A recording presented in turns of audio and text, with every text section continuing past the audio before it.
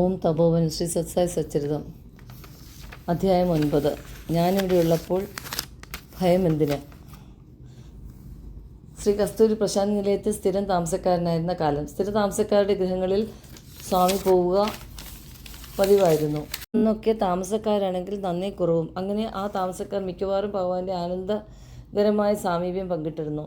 അത്തരമൊരു സന്ദർശനത്തിനിടയിൽ കസ്തൂരിയുടെ വീട്ടിൽ ഭഗവാൻ എഴുന്നള്ളി. സ്വാമി ശ്രീമതി കസ്തൂരിയോട് ഒരു പാട്ട് പാടാൻ പറഞ്ഞു. ശ്രീമതി കസ്തൂരി ഒരു കീർത്തനം ചൊല്ലി. അവർ തന്നെ കന്നഡയിൽ രചിച്ചൊരു ഗീതമായിരുന്നു അത്. എൻ താതാ സായി നിന്നരികിൽ ഞാൻ വന്നു, നീ എനിക്ക് തുണേ എന്ന പൂർണ്ണ വിശ്വാസമോടെ കൈവെടിയരുതേ നാഥ സംരക്ഷകമാം.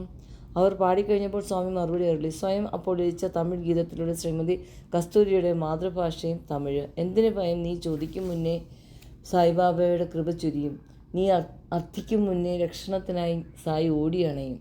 എത്ര മധുരം, എത്ര ലളിതം, എത്ര വശ്യം! ഭക്തൻ്റെ പ്രാർത്ഥനയ്ക്കുള്ള വിഭുവിൻ്റെ അത്ഭുതകരമായ ഉത്തരം. ഈ ഉത്തരം കേവലം ശ്രീമതി കസ്തൂരി എന്ന മഹിളയ്ക്ക് മാത്രമായിട്ടുള്ളതല്ല. തീർച്ചയായും ഇത് ഈ വിശാലമായ ലോകത്തിലെ ഓരോ വ്യക്തിക്കുമുള്ളതാണ്. നിരാശന്, നിന്ദിതന്, പീഡിതന് ഇവർക്കൊക്കെ ഉള്ളതാണ്. സർവോപരി ആ ഉത്തരം ഈ പ്രപഞ്ചത്തിലെ സമസ്ത ജീവജാലങ്ങൾക്കുമുള്ളതാണ്. ട്രക്കിൽ നിന്നും കുട്ടിയെ രക്ഷപ്പെടുത്തുന്നു. ഈ സംഭവം 1955 പ്രശാന്തി നിലയത്തിൽ സ്വാമിയുടെ വസതിക്ക് ചുറ്റും ഭക്തജനങ്ങൾക്ക് താമസിക്കാനുള്ള ക്വാർട്ടേഴ്സ് ഉണ്ടാക്കിക്കൊണ്ടിരിക്കുന്നു. 11 വയസ്സുള്ള ഒരു ബാലൻ വളരെ ഉത്സാഹപൂർവ്വം നിർമ്മാണ പ്രവർത്തനങ്ങൾ ചുറുചുറുക്കോടെ പങ്കെടുക്കുകയാണ്. നിറയെ ഇഷ്ടികകളുമായി ഒരു ട്രക്ക് വന്നു. ഇഷ്ടികകൾ ഇറക്കാനായി ബാലനും കൂടി. ലോഡ് ഇറക്കിക്കഴിഞ്ഞ് ബാലൻ ട്രക്കിന് പുറകിൽ നിൽക്കുന്നു. ശരീരത്തിനും ഉടുപ്പിലും പിടിച്ച പൊടി തട്ടിക്കളയുകയാണ് കുട്ടി. ഡ്രൈവർ ട്രക്ക് സ്റ്റാർട്ട് ചെയ്തതും വണ്ടി പുറകോട്ട് നീങ്ങി തുടങ്ങിയതും ബാലൻ ശ്രദ്ധിച്ചില്ല. നിർഭാഗ്യം, ബാലൻ പുറകിൽ നിൽക്കുന്ന കാര്യം ഡ്രൈവറും അറിഞ്ഞില്ല. അയാൾ വളരെ വേഗത്തിൽ ട്രക്ക് പുറകോട്ടെടുത്തു. ആ വലിയ വാഹനം പൊടുന്നനെ ബാലനെ ശക്തിയായി ഇടിച്ചു. ബാലൻ അമ്പരന്ന് പോയി. ഭയന്ന് രവിച്ച ബാലൻ അവിടെ കുഴഞ്ഞു വീണു. ഒഴിവാനാക്കാത്ത ആ ദുരന്തം സംഭവിച്ചു. കൂറ്റൻ ട്രക്കിൻ്റെ ഭാരമേറിയ ടയറുകൾ ബാലന് മൃദുല പാദങ്ങളിലൂടെ കയറിയിറങ്ങി. ആ ഭീകര നിമിഷങ്ങളിൽ ബോധം മറയും മുന്നേ ബാലന് ചെയ്യാൻ കഴിയുന്നതായി ഒന്നും മാത്രമേ ഉണ്ടായിരുന്നുള്ളൂ. അവൻ ഉറക്കെ വിളിച്ചു കരഞ്ഞു. സ്വാമി! ഭക്തന്മാർ രക്ഷാപ്രവർത്തനങ്ങൾക്കായി ഓടിക്കൂടി. അവനെ ഒരു വശത്തേക്ക് വലിച്ചെടുത്തു. ടവൽ കൊണ്ട് തകർന്ന കാൽ പൊതിഞ്ഞു കെട്ടി അവർ സംഭ്രമത്തിലായി.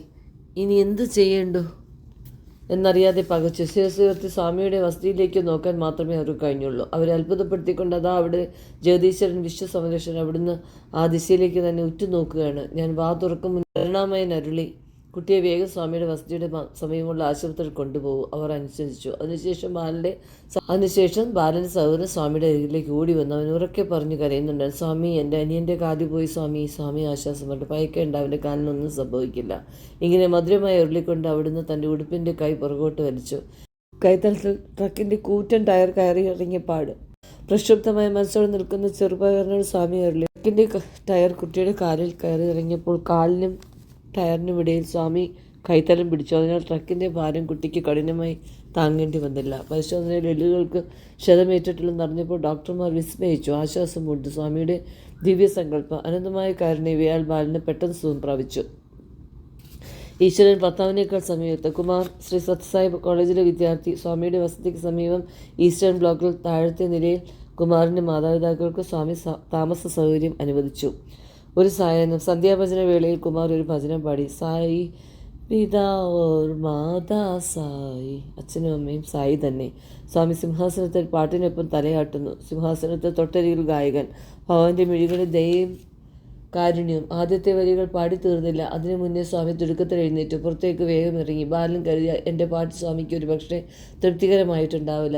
സ്വാമി കുമാറിൻ്റെ മാതാപിതാക്കൾ വസിക്കുന്നിടത്തേക്ക് നടന്നു. ഈ രംഗം നിരീക്ഷിച്ചു കൊണ്ടിരിക്കുന്ന ഭക്തന്മാർ അത്ഭുതപ്പെട്ടു. അടുത്ത കാലത്തെങ്ങും സ്വാമി ഇങ്ങനെ തൻ്റെ വസതി വിട്ടു പോകുന്നത്, അതിൻ്റെ സീമയ്ക്കപ്പുറം പോകുന്നതും ആരും കണ്ടിട്ടില്ല. അപ്പോൾ കുമാറിൻ്റെ ഗൃഹത്തിലെ സ്ഥിതിയോ? അയാളുടെ അമ്മയ്ക്ക് ഹൃദയസ്തംഭനം ഉണ്ടായി. അവർ പ്രാണന് വേണ്ടി പിടയുകയാണ്. ബാബ തിടുക്കത്തിൽ വീട്ടിലെത്തി അവർക്കൊരു ഗ്ലാസ് വെള്ളം കൊടുത്തു. പിന്നീട് വിഭു സൃഷ്ടിച്ചു നൽകി ഉന്മേഷം പകരുന്ന കുറേ വാക്കുകൾ പറഞ്ഞ ശേഷം അവിടുന്ന് ഭജന ഹാളിലേക്ക് തിരിച്ചു നടന്നു. വീണ്ടും സിംഹാസനത്തിരുന്നു. അപ്പോഴേക്കും കുമാറിൻ്റെ ഭജനയും കഴിയാറായി. ഭജന തീർന്നപ്പോൾ സ്വാമി കുമാറിനോട് സംസാരിച്ചു. ഞാൻ എന്തിനാണ് തിടുക്കത്തിൽ പോയതെന്ന് നിനക്കറിയാമോ? നിൻ്റെ അമ്മ മരണത്തിലേക്ക് പോവുകയായിരുന്നു. ഞാൻ പോയത് അവരെ രക്ഷിക്കാൻ. ഇവിടെ നീ പാടുന്നു, നീയാണ് താതനും തായുമെന്ന്. നിന്റെ അമ്മ വേദന കൊണ്ട് പൊളയുമ്പോൾ എനിക്കെങ്ങനെ ഇവിടെ ഇരിക്കാനാവും? നിന്റെ ഭജന ആസ്വദിക്കാനാവും? എനിക്ക് വേഗമെത്തി അവരെ രക്ഷിക്കണമായിരുന്നു. അവരുടെ ഭർത്താവ് ഭക്തന്മാർക്കൊപ്പം ആളിൽ മുഴുവൻ സമയം ഉണ്ടായിരുന്നു. അദ്ദേഹത്തിൻ്റെ പുത്രനെ അവിടെ പാടിക്കൊണ്ടിരിക്കുന്നു. പക്ഷേ ഈശ്വരനെ മാത്രമേ അവരെ ക്ലേശത്തിൽ നിന്നും രക്ഷിക്കാൻ കഴിഞ്ഞുള്ളൂ. നിസ്സംശയം പറയാം, ഈശ്വരൻ തന്നെയാണ് ഏറ്റവും സമീപമുള്ള പ്രിയപ്പെട്ട ബന്ധു. പതിയേക്കാൾ സമീപസ്ഥൻ ഈശ്വരൻ തന്നെ. ഈശ്വരൻ അമ്മയേക്കാൾ അരികിൽ. സ്വാമി മദ്രാസിലെ SIP കല്യാണ മണ്ഡപത്തിൽ സംസാരിക്കുകയെന്ന് ആവേശഭരിതരായ ആയിരക്കണക്കിന് ഭക്തന്മാർ അവിടുത്തെ ദർശനത്തിനായി പ്രചോദനപരമായ വാക്കുകൾ കേൾക്കാനായി തടിച്ചുകൂടിയിരിക്കുന്നു. അവിടുത്തെ ദിവ്യരൂപം അവരിൽ ആനന്ദം നിറച്ചു. ദർശനത്തിന് ശേഷം സ്വാമി തെലുങ്കിൽ സംസാരിച്ചു. ചിറ്റൂർ നാഗയ്യ, പ്രശസ്തനായ നടൻ, സ്വാമിയുടെ ഭക്തൻ, സ്വാമിയുടെ സമീപം നിന്ന് പ്രഭാഷണം തമിഴിലേക്ക് തർജ്ജമ ചെയ്യുന്നു. ശ്രോതാക്കൾ മന്ത്രമുക്തരെന്ന പോലിരിക്കുന്നു. അവർ ആ വചനസുധ ഓരോ തുള്ളിയും അത്യാർത്തിയോടെ നുകർന്ന് ആസ്വദിക്കുകയാണ്. പ്രിയങ്കരനായ തങ്ങളുടെ പ്രഭുവിൻ്റെ ദിവ്യവാണികൾ കേട്ട് അവർ സന്തോഷത്താൽ സ്വയം മറന്നിരിക്കുന്നു. പെട്ടെന്ന് ഒരു കൊച്ചുകുട്ടി ഒരു വയസ്സുകൊണ്ടേക്കും അമ്മയുടെ മടിയിൽ കിടന്ന് അവൻ ഉറക്കെ കരയാൻ തുടങ്ങി. ശ്രോതാക്കളുടെ ശ്രദ്ധ ചിതറി. അവരെ വലയം ചെയ്തിരുന്ന ആനന്ദ അന്തരീക്ഷം തകർന്നു. എല്ലാ കണ്ണുകളും ഈ അസ്വസ്ഥതയ്ക്ക് കാരണമായ കരയുന്ന കുട്ടിയിലേക്ക് തിരിഞ്ഞു. ഏതാനും നിമിഷം കഴിഞ്ഞു. സ്വാമി വേദിയെ സൗമ്യമായി പുഞ്ചിരിക്കുന്നത് എല്ലാവരും കണ്ടു. അവിടുന്ന് കരയുന്ന കുഞ്ഞിന് നേർക്ക് അഭയഹസ്തം നീട്ടി. പക്ഷേ പെട്ടെന്ന് തന്നെ കൈത്തലം ചുരുട്ടി മുറുക്കി പിടിക്കുകയും ചെയ്തു. ആ നിമിഷം കുഞ്ഞ് നിശബ്ദനായി. എന്തുകൊണ്ടാണ് കുട്ടി പെട്ടെന്ന് കരഞ്ഞ് നിലവിളിച്ചത്? എന്തുകൊണ്ടാണ് പൊടുന്നനെ ശാന്തനായി? കാരണം ആരും അറിഞ്ഞില്ല. സ്വാമി ചുരുട്ടിപ്പിടിച്ച കൈ നാഗയുടെ നേർക്ക് നീട്ടി തുറന്നുകൊണ്ട് പറഞ്ഞു, കുഞ്ഞിൻ്റെ തൊണ്ടയിൽ 25 പൈസയുടെ നാണയം കുടുങ്ങി. ഞാനതെടുത്ത് മാറ്റി. ഇതാണത്. നഗൈ അത് കേട്ട് പൂർണ്ണമായി വികാരഭരിതനായി. ഹർഷോന്മോദത്താൽ, അത്ഭുതത്താൽ അതേ ഉടൻ തന്നെ ഇക്കാര്യം മൈക്കിലൂടെ വിളിച്ചു പറഞ്ഞു. അതിമോദത്താൽ ഭക്തജനങ്ങൾ ഇടിവെട്ടും കണക്കെ കരഘോഷം മുഴക്കി. കുഞ്ഞ് തൻ്റെ മടിയിലായിരുന്നിട്ട് പോലും ആ പാവ അമ്മയ്ക്ക് തൻ്റെ കുഞ്ഞിന് എന്ത് സംഭവിച്ചതെന്ന് മനസ്സിലായില്ല. ഒരു കാര്യം വളരെയേറെ വ്യക്തം, ഈശ്വരൻ നമ്മുടെ അമ്മയേക്കാൾ നമ്മളോട് വളരെ വളരെ വളരെയേറെ അടുത്താണ് ഇരിക്കുന്നത്. ആത്മീയതയിൽ നിന്ന് രക്ഷ. ആ ചെറുപ്പക്കാരൻ കൽക്കട്ടയിലെ ഒരു സ്ഥാപനത്തിൽ അക്കൗണ്ടൻ്റായി ജോലി ചെയ്യുന്നു. അമ്മ സ്വാമിയുടെ ഭക്ത. പക്ഷേ പുത്രന് സ്വാമിയിൽ വിശ്വാസമില്ല. എങ്ങനെയോ അങ്ങനെ സംഭവിച്ചു. സാമ്പത്തിക ക്രമക്കേടിന് അയാളെ സംശയിച്ചു. മാനക്കേട് താങ്ങാനാവാതെ അയാൾക്ക് ആത്മഹത്യയെക്കുറിച്ച് മാത്രമായി ചിന്ത. അയാളുടെ അമ്മ സ്വാമിക്ക് എഴുതി. തൻ്റെ നിർഭാഗ്യവനായ പുത്രനെ പുട്ടപർത്തിയിലേക്ക് കൊണ്ടുവരുവാനുള്ള അനുവാദം അഭ്യർത്ഥിച്ചുകൊണ്ട് ആയിരുന്നു കത്ത്. പക്ഷേ ഇതെങ്ങനെ അയക്കാമെന്നറിയാതെ അവർ ആ കത്ത് പൂജാമുറിയിലുള്ള സ്വാമിയുടെ ചിത്രത്തിന് പുറകെ സൂക്ഷിച്ചു. ഈ സമയം ചെറുപ്പക്കാരൻ ആത്മഹത്യയ്ക്കായി ഗംഗയുടെ കുറുകെയുള്ള പാലത്തിന് മുകളിലായിരുന്നു. നദിയിലേക്ക് ചാടിയാൽ മരണം വളരെ എളുപ്പമാവുമെന്ന് അയാൾ കരുതി. ചെറുപ്പക്കാരൻ ചാടാനൊരുങ്ങിയ നിമിഷം അയാൾ ഒരു ശബ്ദം കേട്ടു. പുട്ടപർത്തിയിൽ വരൂ, പുട്ടപർത്തിയിൽ വരൂ. അയാൾ അത്ഭുതപ്പെട്ടുപോയി. പുട്ടപർത്തി, പുട്ടപർത്തി എന്ന പദം ചെവിയിൽ ഇപ്പോഴും മുഴങ്ങുന്നു. അതിൻ്റെ ഫലമായി ആത്മഹത്യയെക്കുറിച്ചുള്ള എല്ലാ ചിന്തകളും അയാൾ ഉപേക്ഷിച്ചു. റെയിൽവേ സ്റ്റേഷനിലേക്ക് പോയി ടിക്കറ്റ് എടുത്ത് ബാംഗ്ലൂരിലേക്ക് തീവണ്ടി കയറി. വിചിത്രമെന്ന് പറയട്ടെ, അപ്പോഴേക്കും ട്രെയിൻ ചക്രമറുള്ള ശബ്ദം പോലും പുട്ടപർത്തി, പുട്ടപർത്തി എന്ന് പറയുന്നത് അയാൾക്ക് തോന്നി. വണ്ടി കുതിച്ചു പായുമ്പോൾ ആ വാക്കുകളും വേഗത്തിൽ ഉച്ചരിക്കപ്പെടുന്നു. വേഗത കുറയുമ്പോഴേക്കും ആ ശബ്ദം സാവധാനമാവുന്നു. അയാൾ ബാംഗ്ലൂരിലെത്തി. പെരുക്കൊണ്ടയിലേക്ക് ടിക്കറ്റിനായി ചെറുപ്പക്കാരൻ ടിക്കറ്റ് കൗണ്ടറിൽ ചെന്നു.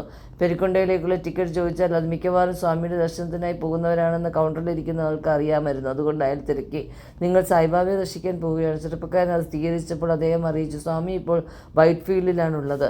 ചെറുപ്പക്കാരൻ തെല്ലും മടിച്ചു. കാരണം അയാളുടെ ചെവികളിൽ ഒരിക്കൽ കൂടി പുട്ടപർത്തി, പുട്ടപർത്തി എന്ന് മുഴക്കമായിരുന്നു. അയാൾ പെരുക്കൊണ്ടയ്ക്ക് തന്നെ ടിക്കറ്റ് വാങ്ങി. അക്കാലത്ത് പെരുക്കൊണ്ടയിൽ നിന്ന് പുട്ടപർത്തിയിലെത്താൻ വളരെ മൈലുകൾ നടക്കണം. ദുർഗമമായ വഴികളിലൂടെ നടന്നു നീങ്ങുമ്പോഴും ചെറുപ്പക്കാരൻ്റെ കാതിൽ പുട്ടപർത്തി, പുട്ടപർത്തി എന്ന ഗീതം നിലച്ചിരുന്നില്ല. അങ്ങനെ ഒടുവിൽ രാത്രി 8-ന് അയാൾ പർത്തിയിലെത്തി. അപ്പോൾ 7 മണിക്കാണ് ബാബ അവിടെ എത്തിയതെന്നും അയാൾ അറിഞ്ഞു. ആ സമയത്ത് വൃന്ദാവനിൽ സമർ കോഴ്സ് തുടങ്ങാറായിരുന്നു. എന്നിട്ടും ബാബ എന്തേ പൊടുന്നനെ പുട്ടപർത്തിയിലേക്ക് തിരിച്ചു വന്നതെന്ന് ആർക്കും അറിയില്ല. ഇക്കാര്യത്തെക്കുറിച്ച് ഭക്തന്മാർ ചോദിച്ചപ്പോൾ ബാബ വിശദീകരിച്ചു, വൃന്ദാവനത്തിൽ നമ്മൾ കോഴ്സിന് വന്നുകൊണ്ടിരിക്കുന്ന കുട്ടികൾക്ക് ആഹാരം കൊടുക്കണം. ഞാൻ വൃന്ദാവനത്തിലേക്ക് അരി ശേഖരിക്കാൻ വന്നതാണ്. പിറ്റേ ദിവസം ദർശനവേള സ്വാമി ചെറുപ്പക്കാരൻ്റെ അരികിലെത്തി അയാളോട് അരുളി, ഹേ കൽക്കട്ട, അകത്ത് വരും. ഇൻ്റർവ്യൂ റൂമിൽ സ്വാമി ചെറുപ്പക്കാരനോട് അയാൾക്ക് ഓഫീസിലുണ്ടായ ആരോപണത്തെക്കുറിച്ച് പരാമർശിച്ചു. അതേക്കുറിച്ച് അവനോട് നിരാശനാകേണ്ടെന്ന് ഉറപ്പു നൽകി. സ്വാമി അയാൾക്ക് ഉത്സാഹം പകർന്നു. ആത്മഹത്യാ ചിന്തകളിൽ നിന്നും പിന്തിരിപ്പിച്ചു. കൽക്കട്ടയ്ക്ക് മടങ്ങും മുമ്പേ 9 നാൾ പുട്ടപർത്തിയിൽ താമസിക്കുവാനും പറഞ്ഞു.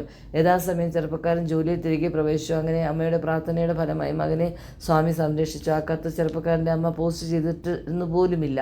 അവിടുത്തെ അതിരില്ലാത്ത കരുണ. ഒരിക്കൽ ഭഗവാൻ ശ്രീ സത്യസായി ബാബ കാറിൽ ബാംഗ്ലൂരിൽ നിന്നും പുട്ടപർത്തിയിലേക്ക് യാത്ര ചെയ്യുന്ന സമയം സ്വാമിയുടെ വിദ്യാർത്ഥികളിൽ ഒരാളാണ് വണ്ടി ഓടിക്കുന്നത്. സ്വാമിയുടെ കാറിനെ മറ്റു ഭക്തജനങ്ങളിലെ കാറുകൾ പിന്തുടരുന്നുണ്ട്. പാത കല്ലുകൾ നിറഞ്ഞതും പരുക്കനും. വിജനമുഖമായ ശാന്തനായ കുന്നുകൾ. ഒരു വലിയ മൂർഖൻ വഴിയിൽ കുറുകെ നീണ്ടു കിടക്കുകയാണ്. സ്വാമിയുടെ വിദ്യാർത്ഥി ഡ്രൈവർ കുറച്ച് ദൂരെ വെച്ച് അത് കണ്ടു. വണ്ടി നിർത്തി മൂർഖനെ രക്ഷിക്കണോ അതോ അതിന് മുകളിലൂടെ വിടണോ? അയാൾക്ക് തീരുമാനമെടുക്കാനില്ല. വിദ്യാർത്ഥി തിരിഞ്ഞു നോക്കി. സ്വാമി അഗാധമായ യോഗനിദ്ര. അയാൾ ചിന്തിച്ചു. സ്വാമി നല്ല ഉറക്കത്തിൽ. കാർ ഉടനെ നിർത്തിയാൽ സ്വാമി ഉണരും. നിദ്രാവിഘ്നം ഉണ്ടാവും. അതിനാൽ അയാൾ കാർ മൂർഖന് മുകളിലൂടെ ഓടിച്ചു കൊണ്ടുപോയി. അവർ പ്രശാന്ത നിലയത്തിൽ എത്തിച്ചേർന്നു. വിദ്യാർത്ഥി ഡ്രൈവർ സീറ്റിൽ നിന്ന് ഇറങ്ങി. സ്വാമിക്കായി പുറകിലെ ഡോർ തുറക്കാനായി ഓടി. സ്വാമി ഇറങ്ങി. വസതിയിലേക്ക് വരാന്തയിലൂടെ നടന്നു. സ്വാമിയുടെ ഉടുപ്പിൻ്റെ പുറകിൽ മണ്ണ് പറ്റിയ വലിയ അഴുക്കുപാട് കണ്ട് വിദ്യാർത്ഥി തിരക്കി. സ്വാമി അവിടുന്ന് ഉടുപ്പിൻ്റെ പുറകിൽ മണ്ണ്. കുറച്ചു നേരം മുമ്പ് ആ പാവ മൂർഖനെ രക്ഷിക്കാനായി എനിക്ക് ടയറിന് കീഴെ പോകേണ്ടി വന്നു. സ്വാമി അരുളി. ഓം ശ്രീ സത്യസായി പരബ്രഹ്മേണ നമഃ. ഓം ശാന്തി ശാന്തി ശാന്തി. അധ്യായം 9 സമാപ്തം.